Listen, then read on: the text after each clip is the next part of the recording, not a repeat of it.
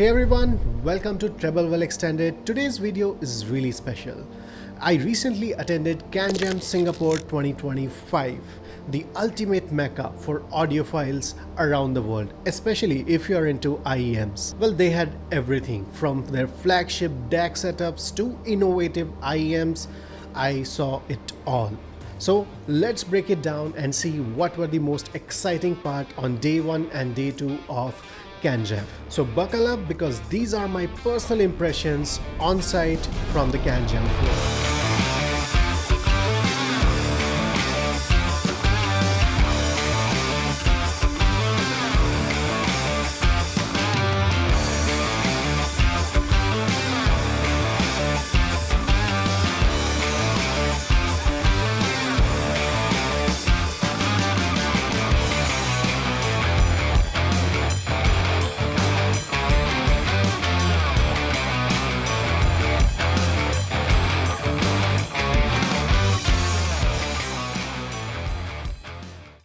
The CanJam was huge. So the moment I entered, I was confused where to go. So I thought, why not start with something that is most hyped and most exciting right now after Hong Kong CanJam.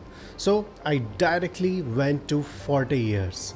So in Forte Ears, I did try 2 of their IEMs, one their flagship Macbeth and the new one Mephisto. Macbeth has a good amount of bass, from mid bass to sub bass it shines. However, this huge bass masked a bit here and there and vocals were a bit thick and intimate, though didn't give me an endgame level feel, especially for the bonkers price it retails for. However, once you look at the beautiful build and design of this IEM, it somehow justifies in some ways. And the next one there was Mephisto. This was a bit more open in comparison to Macbeth. However, mid bass is slightly tucked. The sub bass is huge on this one. Mids are open and nicely layered and separated on this one. In comparison to Macbeth, I felt this felt more natural in terms of timbre as well as overall signature. I personally lean towards Mephisto. However, overall, I think Forte Ears did a fantastic job with their lineup and they are on the right path. Love their booth and the dark gamey theme. However, next to that we had Forte Ears, which is totally opposite to it, light and angelic theme. And the first IEM that I targeted there was AME Musa. Musa was again a beautiful looking IEM. It had very commanding bass with lush mids and natural timbre. In fact, it was one of the good ones in the Summit Fi segment. Very good details, air presence and resolution on this one. I really like this one. And after that, I tried 2 more IEMs that AME has to offer. One was Raven and the another one is their prototype that is still in production. However, they had the sound signature ready, so I did try that. While Raven was not my cup of tea, I felt it was a bit recessed in terms of mids, but the prototype was totally a TWX style. It had a good brilliance in treble, sounded airy, and mids were clean and open. Bass had the accurateness, which didn't mask anything. Immediately I could feel openness in the mids and the wide soundstage that it has to offer. While the design is not confirmed yet, it is going to be a red and black warrior theme, just like the poster here. Overall, I would say AME did a fantastic job with their lineup, providing different sound signature in different IEMs. I definitely like the prototype more. However, AME Musa is definitely worth a try. One of the best Summit Fis in the CanJam. Here's the philosophy of AME. Hi Egon, how are you? Yeah. So guys, this is booth for AME. Yeah. And we did try some really good prototype Igris, AME Musa, and we have Gaia and Raven. So, which one's your favorite, Egon Su? Raven. Okay. I like this sound. This sound is the AME target. Okay. Yeah. It's very clean and the bass also is strong, but it's the vocal sound the front and the ESD fully the work the ESD driver. Okay. Here. Yeah. Yeah. Yeah. So why different the Ray-Ban Gaia and another brand the ESD driver use the earphone very different because my Ray-Ban and Gaia the super high fully work the ESD sound. So the impedance very high impedance, but it's you're listening feel very here the headroom is so the the ESD Yes. sound The treble is a very different one. yeah it's different. Fantastic. By the way, I really liked Musa. Yeah, It was very big and bold sound. So really good use of drivers here. So apart from that, guys, we did try a very nice prototype, which is Igris, and this is what the aesthetics will look like in the end.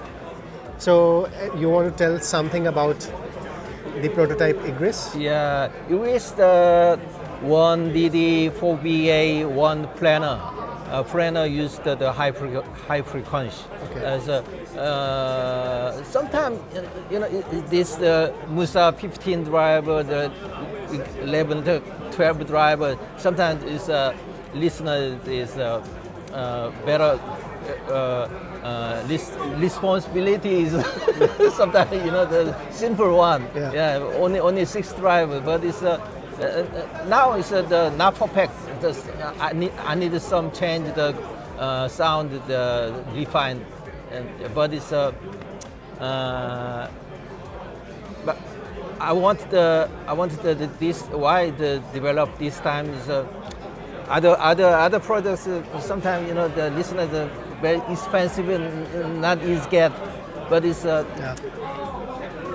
and Igris is maybe under the $2,000 easily get, and finally used the resin share and the plate is metal, and some metal artworks used the deep red color, and the cable also deep red, and also the cable is from the Elysian cable.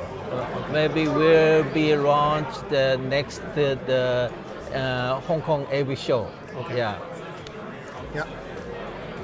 Next one I targeted is Moritz, where Charlotte introduced me to the new flagship of Moritz as well as their new brand Sphere, which is a premium version of Moritz lineup. So 2 IEMs that immediately caught my eye, and out of those lineup that I felt are worth talking is Moritz Enzo and Sphere Orenda.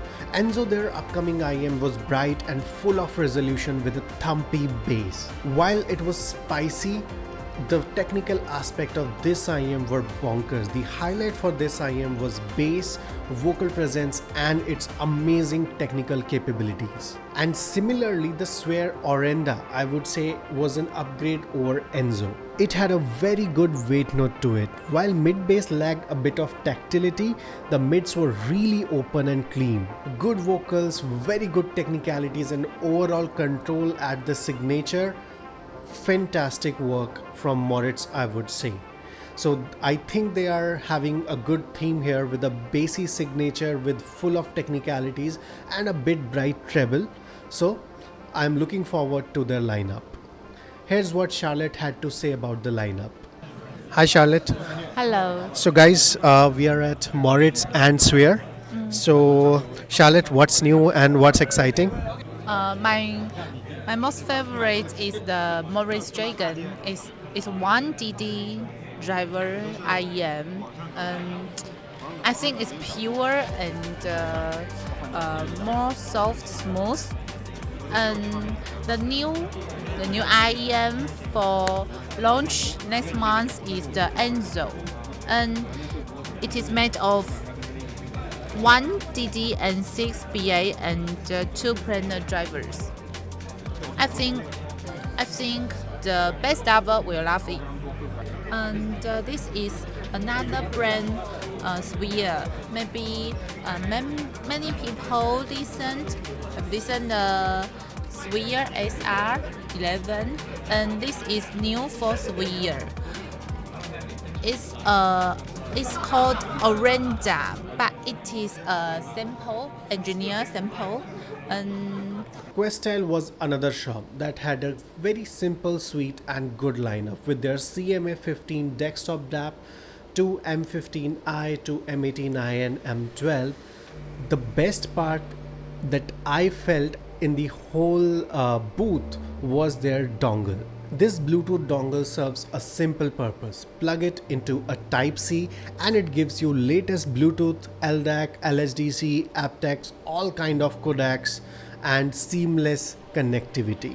Especially for someone who uses Mac and iPhone, they struggle with different codecs and they have to settle with AAC. Well, not now. With this small dongle, you can turn your devices with latest Bluetooth capabilities and codecs and enjoy those seamless LDAC with your Bluetooth headphones or IEMs via M18i or BTR17. Questyle is planning it around $100 and they are planning it to launch very soon around June or July. So as soon as it launch, we'll try to cover it on TWX. M18i was again a very good one. However, if you need Bluetooth capabilities, I would say M18i is a better proposition here. However, M15i is still a better value for money out of all of their DACs. M18i, even with Bluetooth, did not compromise in terms of sound and produced that Questyle house of sound. So both excellent products. CMA15 was another showcase on the booth. However, I did not get time to properly check it out, so maybe another time. Then I went to Aroma Audio. I was strictly instructed by my friends that go to Aroma Audio and try 5.1 or don't come back. Well, I guess what? I tried and it was one of the best IEMs that I tried in CanJam. Aroma 5.1 was controlled and accurate throughout the frequency response. Bass to mid to treble, fantastic. It boasted a velvety smooth sound with excellent vocal and a very wide sound stage. I tried this with their post amplification called Moritz Dragon. It was a very nice and sleek designed device. It had a switch as well, which Aroma said changes the sound staging. However, to me it felt more like that controls the gain, high gain and low gain mode. However, I would not be too quick to judge since I used that only for 20 minutes and it was difficult to judge in that time. Overall, it had a clean sound production, keeping the signature tight, transparent and articulate. All in all, I would say Aroma 5.1 was a hit. I did not like Jewel that much. I was more of a 5.1 person. One of the interesting things that was going on day one of CanJam was Elysian Apostle giveaway on Effect Audio booth. It was one of the most lively booth after Zeppelin, I would say. They had a good lineup of Effect Audio and Elysian Audio, and the two things that caught my eyes immediately and tried that was Elysian Apostle and Effect Audio AXC cable. Well, Elysian Acoustics said that Apostle is a mini Annihilator and that's it. It is a mini Annihilator. It was an excellent IEM in terms of bass response and vocal performance. The mids were fantastic on this one. The only thing that I felt is I think Lee has tweaked the treble in comparison to the Elysian Annihilator, or I would say Elysian Pilgrim. So it was a different treble take from the Lee in Elysian Apostle. However, it complemented this IEM fantastically. So I liked Elysian Apostle a lot. I am getting my hands on it very soon, I guess. So as soon as I get it, I am definitely going to put up my review. However, in my short experience, I absolutely loved it and it definitely gave those Annihilator vibe to me. And for the cable, this Aries X Cadmus, I did try it. However, it was very difficult to understand what's changing or not in that short time. So the build and design of this is top notch, just like any other Effect Audio cable. While I already got this cable and I'm doing some cable testing here and there, so I'll try to include some for you guys and we'll see what cables can do. Well, if you have been on channel for a long time, you know I just love my 7th Acoustics Supernova and I could not wait to go on booth and try 7th Acoustics. They had 3 new IEMs, Ravon, Batagor and Asteria. Well, prototype Batagor and Revan both are very nice IEM until you try Asteria.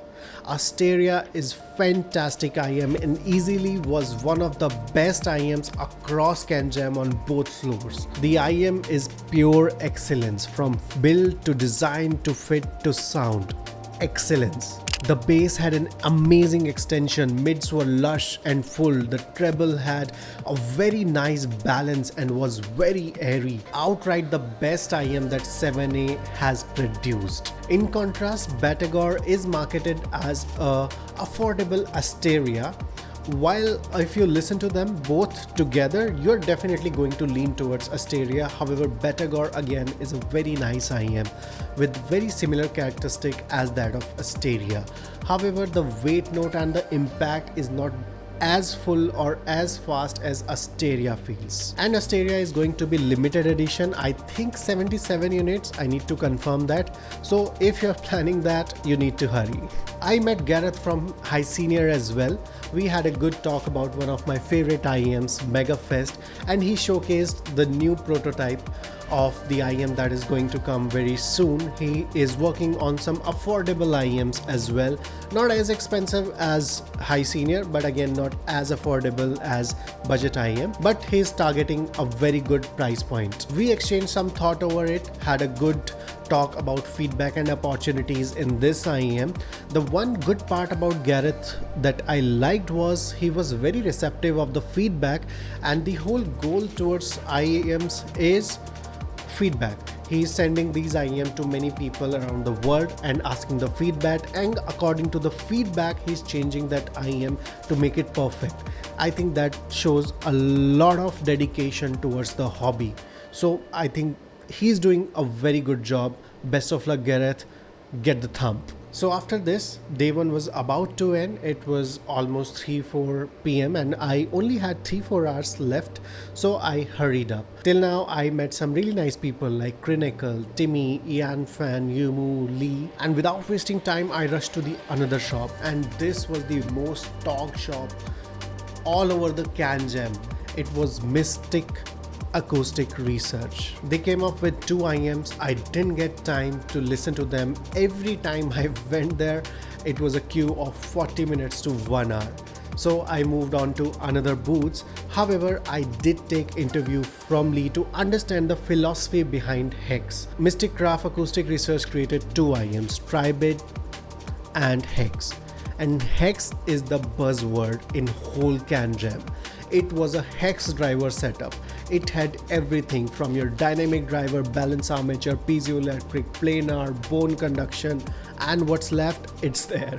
So I did talk to Lee to understand what was the philosophy behind making this. So here's what he had to say. So hi guys, this is Lee, legend behind many of some great IEMs. So he has started his new project, Mystic Craft Research, and his excellent status quo challenging new IEM, Hex.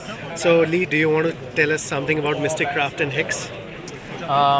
Just a short information about Mystic Craft and Hex, because I started Mystic Craft with a good friend of mine because he wants to build something very different from the market, and we are doing this not for the main purpose of us doing this is not because of profit. We want to try to make something different from the market, and we want to see how many types of drivers we can put into one IEM. So we started Mystic Craft it's been 1 year in the making. So we were doing some research on a project on the IEM without the name of the company, without the name of the brand. So we are doing research all the time. So as you can see, the name of the company is as Mystic Craft Acoustic Research, because we are doing acoustic research the whole time when we start the company. So the IEM that we came out, the first IEM that we came out is the Hex. Why does it call Hex? Because hexagon means like a polygon with 6 sides. So it has 6 different types of driver connected to each other, so we call it Hex. So it's a very simple name for the IEM. Fantastic. Thank you so much. IEM. So after that, I went to second floor to try out some of the IEMs so that I can end the day. It was about to end, it was about to close. So I directly went to Zeppelin and Company. They had crazy lineup in just one room. So I talked to Jordan about some of the IEMs. Jordan Oki, you already know and watch some of his amazing reviews. Hercules Moses is a full body and warm IEM, just like Musa. It's more like in comparison to T Pro and Hype 4. I personally lean toward Musa. However, I feel Moses was a fantastic warm and full body IEM, and it looked beautiful with its metal finish and modern design. The only nitpick I can say is cymbal hits. They were slightly sharp. I would not say they were harsh. They just carry a little bit more shine than they should. So in Eminent Ears, Ruby was a V-shaped, fun and energetic IEM with a great deal of bass production, mids and a sparkly highs. If you listen to rock, you will love this one. I was listening to Led Zeppelin and it was fantastic on this one. While Emerald, I would say, was in between Sapphire and Ruby. I personally like Emerald a lot. It has a lot more balance in comparison, and the mids were a little bit better than Ruby. Out of the three, I would choose Emerald. It's a mid-focused IEM with a good bass presence as well, and a nice sparkly treble with good vocal presence. It created a fun, energetic and lively performance, and overall a very enjoyable set out of the three. Well, I ended the day one with Emerald, talked to various people, had fun and moved back to my hotel to prepare for day 2 with a storm. On day 2, I tried Audio-Technica. They were kind enough to give 1 hour private session to showcase their lineup. Their new lineup from their R series and their legendary lineup like ATH 5000X and Narukami. So I started with Audio-Technica R30X and went my way up to the legendary series. So they had 3 R30X, R50X and R70X. So I would say R30X was energetic and fun. It had good bass presence, however it lacked in sub-bass extension. I would say the sub-bass extension was lacking in all of the R series. Mids felt open and nicely focused, nothing was recessed. However, treble was a bit more spicy for me, as it should. So R30X was a bit of V-shape IEM if I have to say. In comparison, I would say R50X was much more balanced. It had better balance, better treble control in comparison to R30X, and in here the string instruments etc. sounded very natural. In fact, if you have to start from R series, this is where you should start. And soundstage again was the highlight of R50X. In fact, the whole R series had a fantastic soundstage. Audio-Technica just know how to do it. And the final edition was R70XA. R70XA had more air in comparison to R50X and had excellent imaging and staging. It had better upper mids control comparison to R70 bass, which had slight improvement over as well. So out of the three, I would definitely say R70XA is the best one. And in tandem to R70, I would say R70XA slightly different tuning and feels a better version of R70 in testing that I had done, especially in imaging, layering, sound staging. I think it performed same. However, in terms of bass and lower mids, this was better than R70. Let's see how it performs in a long-term testing. I'll try to get the unit as soon as possible and we'll see how it performs. Lastly, I tried one of their flagship ADX 5000. And it was amazing. I instantly could see how it has a very good atmosphere. For example, I was listening to Billy Bossa Nova and her breath, echo and voice all can be felt filling the room at various positions very clearly as compared to initial offerings. Overall, I would say it was a warm, neutral presentation. It was a very smooth signature to listen to and had a good atmospheric performance. The lower mid had a slight weight note to it, which made male vocals very nice. Here are my impression on the site. So guys, came up for the listening experience at the CanJam Singapore. Audio-Technica created this private listening session. Absolutely crazy. If you're coming, maybe next time do make sure that you're registering for this. 1 hour, totally worth your time. I tried their R30X, 50X, 70X, 80, 5000, and most importantly, this epic DAC and amp, Narukami, right? Narukami, yeah. So I think everyone knows about Narukami. If you're an audiophile into this hobby, you already know about it. So first of all, my impressions were crazy. R30X was energetic and fun, I think, for the budding one who wants a good open back and at the point not want that purity in the sound. Maybe they can start with R30X. However, if you are a bit serious, you should start with R50X. R70X, you already know, I have mentioned it many times, though R70XA is kind of improvement on R70X in terms of signature. So I have some notes, I'll give you in full video how that was. But the best part that impressed me was ATH 5000. So in that, there was instant, I felt the atmosphere was very good. I can vouch that Hans Zimmer would look really good on this one. So very nice, very good people at Audio-Technica, really loved it. Amazing show. So I'll give you my all impressions very soon. Thank you so much. Then I moved to iCELab, a new brand that is creating a lot of buzz nowadays with its 2 new IEMs, Prismatica and All-BA IEM, and iCELab's Spectromica. By the way, Spectromica is currently in testing and you'll be getting the review very soon. You must have seen me praising Prismatica last year on Insta and Facebook, how good that All-BA IEM is, and in fact it was one of the best IEM that was launched in 2024.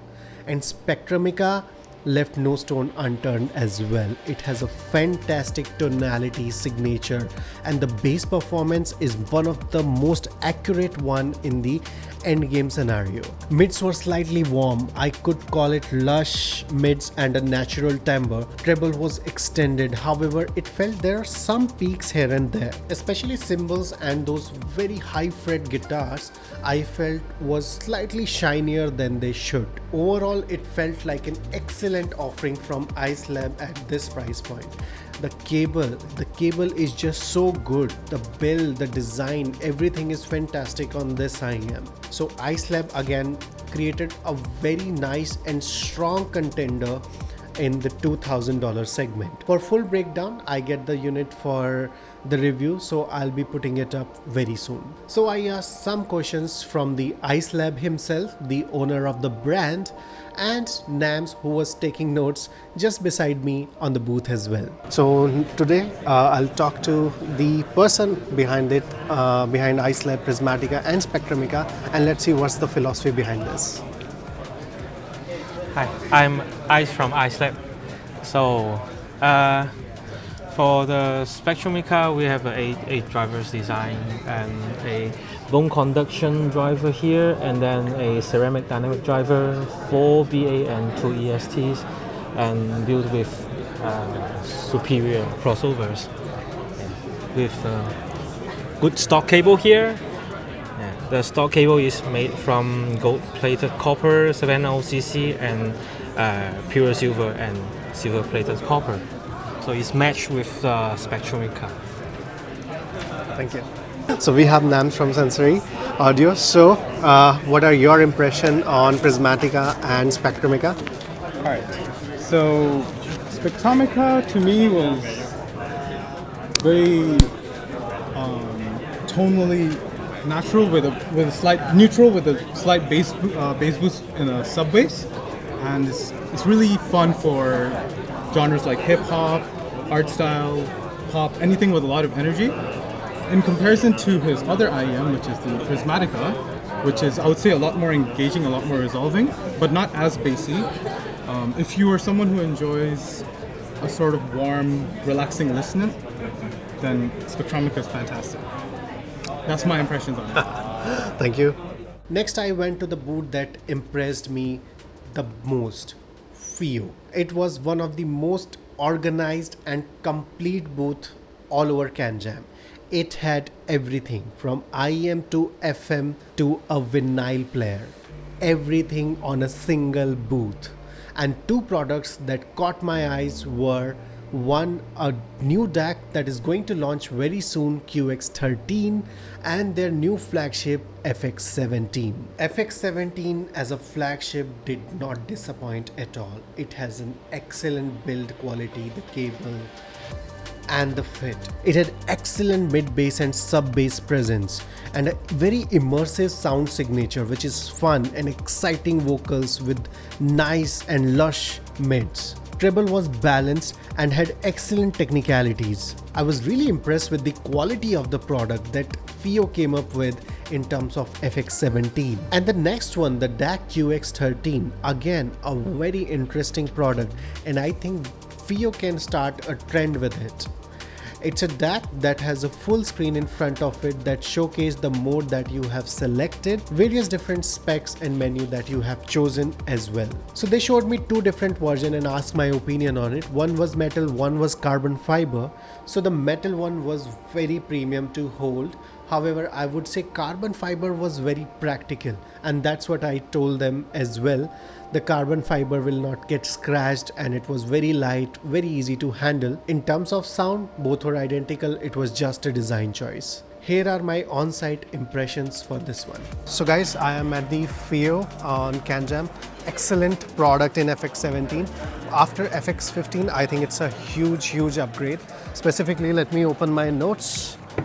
So the bass, I would say, is one of the excellent one that I have heard on this floor after Musa, I would say. So mid bass to sub bass extension, excellent. So the vocals are nice and lush, and overall I think it's a very excellent take from Fiio products. So specifically this FX series, last one I tried was FX15. I was not that happy, but this seems a game changer, and with all the package that Fiio has done and all the love that has provided, I think this is going to be very crazy. So absolutely crazy product. I'll give you full review once I get my hands on it. So as of now, awesome. On Campfire Audio, they had some good releases. However, the two that I was really interested in were Astrolith and Campfire Audio Clara. Both IEMs were quite V-shaped, while Clara was the superior one out of the two and had a better control in terms of naturalness and in the mids and the treble. Astrolith was very good in terms of technicalities. However, I did not like that one because it had planar timbre on your face. It had a very fast driver, but you need to do a lot of tip rolling to make it sound decent. It was a little bit bright for me to handle. However, Clara, I would say, is a good IEM if you are considering something V-shaped. On Nostalgia Audio, two IEMs that I found interesting was Aegis 2 and Night. Aegis 2 was full body and slight bass emphasis in a good way. The bass was very enjoyable on this one. Mids were vocal forward and treble had a good extension. Technicalities were shadowed by the bass boom on this one. However, vocals still had a good presence. Interesting signature. I would definitely like to check this out. For Night, I felt this is a phenomenal offering in the budget segment, and someone rightly said that Noble Audio just knows how to control the PZT treble, and they did that in this Noble Audio Night. It was a clean and very balanced signature, very nice mid performance, I would say. The bass lacked a bit of mid bass thump, or I would say mid bass punch, but overall excellent balance. The thing that I liked the most was the build and the cable. Everything for the price is very nice. So definitely Noble Audio Night is the winner in my opinion on the Noble Audio booth. One station that surprised me the most was Fat Freq. Well, I have not tried a lot of Fat Freq IEMs due to the location that I am on. However, when I went on their booth, they guided me to their Grand Maestro series one by one, and I tried all of them, and it was quite an experience. So I started with Fat Freq Quantum, their newly launched IEM and their new planar offering. It had excellent bass emphasis signature where vocals stood out. Treble was slightly laid back. It was not dark or smooth. It was a very appropriate treble take. Good thing was it had changeable modules that can modify the sound. However, overall I would say it is slightly overpriced because of the cable, and price can be cut down a bit. After this, Fat Freq people were so kind and they gave me idea about the whole Maestro series, and I started trying them. First of all, Grand Maestro, easily one of the best IEM under $3,000 with its bassy sound signature that does not destroy mids. With its warm and lush mid-range, very good treble, excellent bass presence, it was easily a very nice IEM. I liked it. So after trying all the Maestro, I get Grand Maestro Anniversary Edition. It was a top-notch offering from premiumness, build quality, design and sound signature. It had modules to change sound and a switch to open up the mid-range. Well, it does it all and do it gracefully. It was one of the best offering again in the CanJam. So on Frat Freq, I would say lot of good IEMs, lot of bassy happiness was there, but Grand Maestro Anniversary Edition stole my heart. Then I moved to the HifiGo Station, which is just adjacent to it. Very nice and lively reps they had.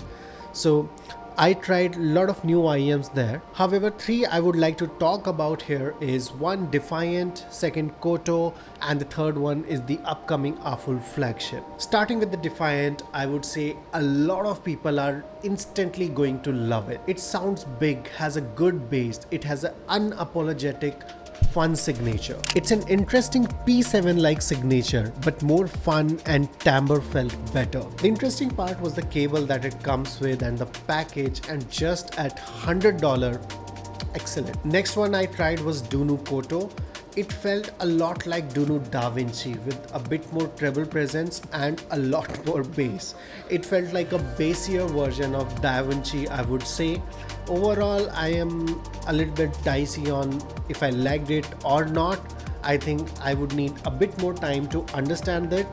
However, at the time that I had with CanJam, I felt it was there. Lastly, the star of the show was Awful flagship. It was very good, 5 on 5. Good bass, good mid, good treble, good technicalities. Everything was very good on this IEM. I gave them feedback. Since the product is not final, do not change anything. Currently, it's sounding fantastic. However, let's see how the final product comes. Overall, I would say on whole HifiGo Station, Defiant and Awful flagship were the highlight for me. Defiant for its fun and unapologetic fun signature, excellence, and the Awful flagship, 5 on 5. Next, I roamed around here and there. I did talk to Timmy, went to his booth and asked him some really hard questions. Let's have a look. Hi Timmy. Hello. So guys, it's end of CanJam, so we are heading home. Timmy is going back as well. Today or tomorrow? Tomorrow morning. Tomorrow morning. Okay. So Timmy, how was the experience? Tiring. Of course, he was covering Hangout as well as he was listening here and there. So did you like particularly something that was very interesting? I think the most interesting one at the show was probably, from an engineering perspective, maybe Hex from Mystic Craft, because they can shove 6 different driver types and 10 crossover into an IEM and it still sounds good. So that's pretty impressive. Amazing. In fact, I like that as well. And guys, it was such a hot thing. There was a 15-minute queue minimum. I couldn't get a chance. So the line was always long for that booth, yeah. Which one is your favorite amongst the Crins? Daybreak, Reference, or Meta? Personally, my favorite is Reference, because I feel like I can listen to it all day long. It's a very easy to listen to signature. Yeah. So yeah, but they're all good. Yeah, I felt the same. I talked to Crin, finally got the chance at the end of the show.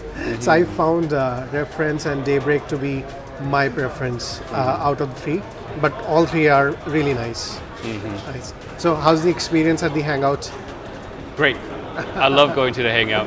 The thing, well, aside from just the audio aspect, the staffs are very unhinged and just funny. Yeah, true. That's what I saw. Just love hanging out at just with all the staff and friends. So it's a very different experience, I would say, than your typical audio store experience. I would like to ask the same question that I asked Crin to you. What is your stand on objectivity? How important do you think objectivity is in the sound? I think it's very important to also have objectivity as alongside your subjective like taste, because objectivity, like at least, is something that is tangible, measurable, and provable, right? Subjective, we are all humans and we are subjected to our own biases, and we can't control for that, you know. At least objective, we can control for it, and we can like use it to achieve different types of tunings or different types of products through just science. You know? Makes sense. Thank you, Timmy. That was it. Had a great time at Hangout and with you guys as well. Thanks. So, thank you. So while talking to Timmy, I did try Software Volume S again.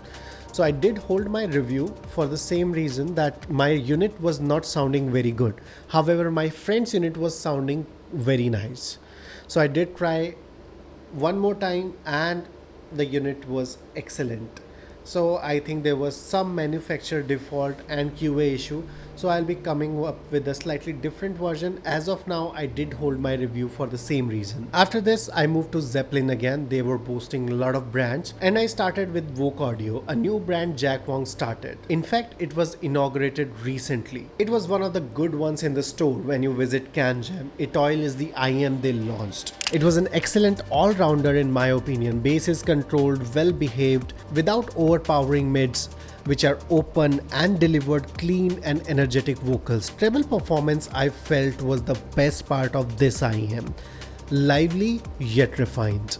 Technically, it did hold up very well as well. Overall, a beautifully designed signature that impress and do not give you fatigue. So I asked Jack Wong directly, what's the philosophy behind Vogue Audio? Here's what he has to say. Hi Jack. Hey. So guys just heard Jack's new product, Vogue Etoile. It was launched recently and one of the best thing I heard in Singapore CanJam. Wow. So Vogue, what's the philosophy of the Vogue, Jack, and what inspired you to make this product? So Vogue is for the people. It means people in German. So I've always been about the community and the people, and of course I started out in this industry on the pro side. So that creates a segue into the Etoile, the first model. So this is a collaboration between myself and my friend Michael Graves out of Los Angeles. He owns Osiris Studios. He's a 5-time, 14-nominated Grammy Award-winning engineer. So this started out as a mastering monitor at first. I had to make sure that everything tonally and spatially was correct. And from there, I added the jack flavor, brought up the bass a little bit, brought up the mids a little bit, extended the trebles just enough. Just the intangible things, you know, because we're all about, you know, bringing the emotion to music, because ultimately that's what it is, right? So that's really the philosophy behind this. So the Etoile is a 10-driver quad brid. It is 1 DD, it's our M10 dynamic driver, 4 balanced armatures, 4 electrostats, and our M8 magnetostatic tweeter. And that's probably what most people are going to know is just a little bit different about this, is the magnetostatic tweeter. It has a range from about 6 to, I'm trying to find a way to explain it, because what happens is it goes and it rolls off from 6 to 12K, right? And then right at 45K, peaks back up. So what we did is we crossovered the magnetostatic at 8 to 12K to supplement the electrostats, and that just gives a little bit more color, tone, and weight to the treble and the timbre. And I hope it's something that people really appreciate, because we worked so hard on this. Yeah. Thank you, Jack. Thank you so much. So, by the way, guys, I have it in my hand. Very cool looking product. Little chunky, but didn't find anything in fit-wise, fit me nicely. And whatever he's saying, it's good. My favorite part was the treble. Treble was, I think, on spot. So that was really good. So thank you, Jack. Thank you so much. All right. Adjacent to Vogue Audio was Craftears Audio, and this was one of the best booth, one of the best times that I had in whole 2 days. I think I spent around 2 hours just on this booth. So Jed was just an amazing guy. He introduced me to his whole lineup one by one personally. From his 2 prototypes to Argentum to Aurum to Omnium TI, all of the. So without stretching a lot, let's talk about my favorites. First one was the prototypes. And out of the two, the one I like was CE5. There were two, CE6 and CE5. It had a bold bass and sub-bass extension and a rich mid-range with excellent weight note to it. It can use some of the upper mid energy in my opinion. However, overall, a very good synergy it produced. Treble take again was very nice. I'm definitely taking this IEM as soon as it launched. CE6 I felt was a more meatier or fuller version of CE5. I was more inclined towards CE5. The second one I tried was Aroma. It felt more like an upgrade over CE6 with a punchy bass and full body representation. It was slightly energetic and gave a very fun and lively representation. I was listening to Hunting High and Low by Aha, and it was a very fun listening experience on this one. Though the star of the show were Craftears Omnium and Omnium Ti. I leaned a bit towards Omnium Ti. It had a big sound with holographic representation with an excellent resolution. String instruments sounded so natural on this one. It sounded like a very complete IEM. Amazing work by Jed. Overall, I felt Craftears felt a little bit more musical in comparison to other IEMs I tried. The whole lineup is very musical. Let's ask Jed what's the philosophy behind Craftears. So hi everyone, just tested out all the Craftears IEM. Here's Jed with us. Amazing guy.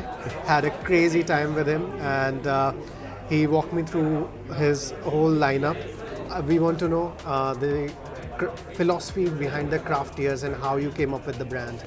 Yeah, actually, Craftears was a very simple idea. I was a drummer like 7 or 8 years ago. I owned my own recording studio. I was playing on stage, and I was studying, so I was pretty poor back then, and I wanted to have like custom in-ears monitors, and I couldn't afford to buy.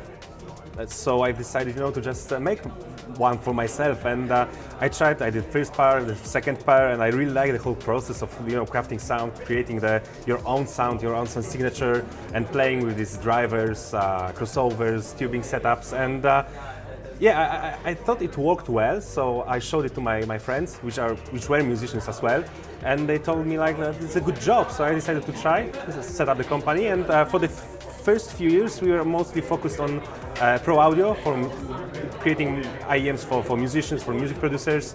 But after a while, people like Christy from Zeppelin from Singapore told me that the IEMs are really great and I should consider entering into the audiophile market. So we did, and it's amazing. It's our first CanJam here. Super experience, super cool experience, super cool people. We've presented a few new IEMs, to be exact, Omnium Ti, which is evolution of Omnium OGs. We've created in collaboration with Ellis Audio from UK. It will be released very soon, within the next few weeks. We also shown 2 prototypes of Craft 6 V2. Craft 6 is the oldest model in our lineup, so we've decided to replace it with something new, something more exciting. That's why we prepared 2 prototypes, very different prototypes of Craft 6 V2. But it was received very well, and yeah. So the philosophy is actually it's very simple, because I just want to create what I like. You know what I mean? I don't want to sell anything with what does not meet my preferences. So I just create a sound that I like, play with new drivers, new technologies. That's simple, Yeah, that's good. In fact, I would personally say, in this market where we are going too much into target, this is the philosophy we want. Yeah, actually, the target says nothing, I mean, if you mention graph, for example, it can give you the overall picture of how IEMs sound, but it's maybe 20-30% of the finished experience you get from listening to the IEMs. Agreed. I could feel the emotions while listening to it. Yeah, so eventually it's all about the emotions. Yeah, that was amazing. Thank you so much, Jed. Yeah, thank you as well. Cheers, guys. Well, after roaming around here and there, I get back to Hangout Audio again. It was always crowded, so I didn't get much time in 2 days. So now, after end of the CanJam, I got some time. I did talk to Crin. The highlight is not the IEMs, is the crew. It's very much like a Crinical fleet. They're very fun and engaging and just having chatter here and there. Very nice people. So I tried all Criniers, Crinier Meta, Reference and Daybreak, and out of the three, I did not give much time to Meta because I knew it is in transit and coming back to me. So I did give it some time, and I felt the sub-bass presentation and bass presentation is much more balanced in Crinier's Meta as comparison to Dusk. Out of the memory I'm saying. However, out of the three, the one that I liked the most was the Daybreak. It felt much more balanced tonally out of the three. And Reference is going to be a very exciting IEM in my opinion, and a lot of people are going to love Reference out of the box. It has a pathetic cable, by the way, and the build is just fine. If you can do away with that, it's an interesting IEM. It is that IEM that you just plug into your ear and chill. So after that, I did ask some questions about Crinier and objectivity to Crin. Here's what he has to say. So hi guys, we have Crinical here. So I've just tried Crinical Meta, and Daybreak and Reference has a queue here. So I think by tomorrow I'll have my number. So Crin, what was the philosophy behind these three IEMs? The three, okay, in terms of build or tuning, or like, because it's different, Tuning we all know. We are following you for since very long, but we want to know when you're the philosophy behind the brand is minimal frills, the best that you can get at the price point, or whichever price point that we try and enter into. Okay. So that's the whole point of Print Ear, the fact that now I have full control over everything. Means that I can just finally do the things that I wouldn't otherwise have been able to do with a collaboration. For, let's say, the Meta, as I've mentioned in my video, it is the culmination of the philosophies of Print Ear. So yes, I just want to show off that yes, the Meta is what we can do for $250. The best that we can do for $250, the metal shell, the tuning, the accessories, for example. And thereafter will be Daybreak, and I think Daybreak would be, well, just what we can do the best at under $200 US, I feel.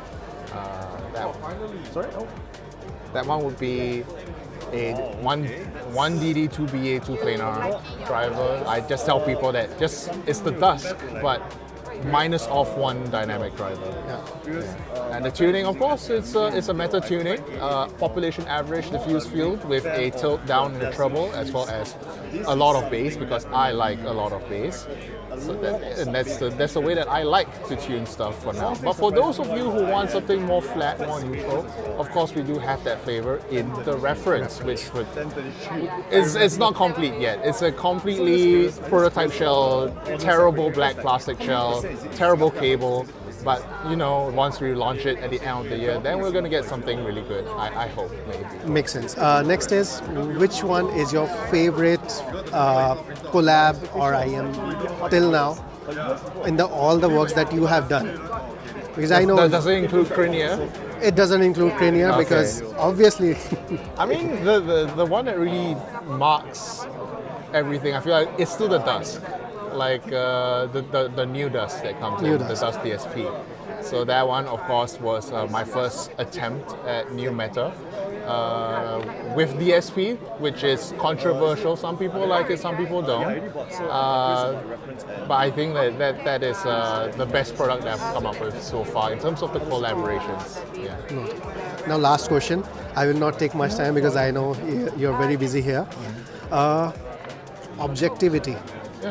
Objectivity is a very controversial topic and a very beloved one. It's a very long answer that I can come up with here. Okay, yes, continue. And you were one of the first one who introduced the IEM people towards the objectivity with your little coupler, right? So I want to know, what is your standpoint? By how far can we ignore objectivity? Because a lot of people say that we don't need graph at all. Okay, we don't. I don't believe in extremism on both sides. So I don't believe that you should go full subjectivist and ignore graph, because that's the same as being a flat earther in my opinion. But I also don't think you should completely rely on measurements, especially on current measurements, because we have already acknowledged that measurement systems are flawed in some way. So, like for example, when we had 711 couplers and we thought that was the best that we could do, then the 5128 comes out, and then we realized that, oh wow, there's a few misconceptions that we had with the 711 that's now addressed by 5128. And because of that, you can imagine, like, what about measurement systems of the future? So even now with the 5128, which is the most accurate system that we have right now, it could still very well be something that we are reading wrong from the graphs that are on there. I'm not saying that they're 100% accurate, but they are going to provide you a good idea of what something's going to sound. Of course, not everything, which is why I still advocate putting things into your ears and then listening to it, which is where the subjective part comes in. Because it could be like, for example, back in the day when there's a 711 coupler, I said that this IEM had shitty bass, and then everyone said that on the graph it looks fine. And then you put it in the 5128 and it's like, oh my god, it has shitty bass. So it's all about, you know, at some point you still have to trust your own ears. There's a lot of things that a machine can tell you. Yeah. Way more than a human can in some cases. But in others, it's also just, you know, when you hear it, you just hear it. You could placebo yourself into it. I'm like playing all sides here. You know, you could placebo yourself into thinking that something that is not on the graph is actually there. But at the same time, sometimes it could just be that you're actually hearing what is not on the graph. Makes sense. Yep. So listen to Crin. He's saying demo. So for demo, Hangout. Lastly, I targeted Symphonium and Subtonic. On Symphonium 1IM, I was talking to Mark from Super Review. He suggested that there's a very interesting IEM, a prototype that Symphonium has made. So I did try that and it was excellent. I felt it is going to be upgrade or in similar line to Crimson. It felt like an upgrade to Crimson to me. It had a very good bass and full of texture. It felt a lot like a DD bass. I did ask configuration to Symphonium and as usual they just smiled. Well, apart from config, this prototype was amazing. It felt like an upgrade over Symphonium, especially in terms of treble. Bass to mid performance is amazing on Crimson as well, and this portrayed very nicely as well. However, treble, I felt it had better control in comparison to Crimson. It was easily one of the best IEMs that I tried in CanJam. I tried their new launch, Giant, as well. It was a warm IEM with the essence of what Meteor did, with a bright treble in comparison. For full impression, I'll put it in my review. I'm hoping to get it very soon. However, as of now, what I can put it felt like a more resolving version of Symphonium Meteor. Lastly, I couldn't end CanJam without listening to the legend, right? Subtonic Storm. Well, it was a perfect IEM. Bass, fantastic. Mids, fantastic. Treble, fantastic. By the way, it needed a lot of power for an IEM. I was surprised to see how much the volume I had to crank up on my Stellencon Can Ultra. On high gain, I did, I think, 90 out of 150. So it needed a lot of power. But it produced one of the purest sound in my opinion, especially the mids. They were so clean, so pure, very nice. It had outstanding layering and separation and good feel of openness in the mids. It boasted a great deal of accurateness. The whole IEM is very accurate in my opinion. It can be a bit boring for some people, I can foresee that. However, if you are someone who loves the accurateness of the sound, I think this is creme de la creme. Well, I ended the CanJam with Storm and I would say it was a huge event. It is impossible to cover in just 2 days everything or put whole event in just one video. I tried to put up as much as I can so that you guys have a full idea what was there, what's coming in the ear. However, it is impossible to put everything in a video. So do comment your thoughts about the video, about CanJam. I'm happy to answer any question you have in the comment section. Do subscribe, do share this video if you like, and I'll see you on the next one.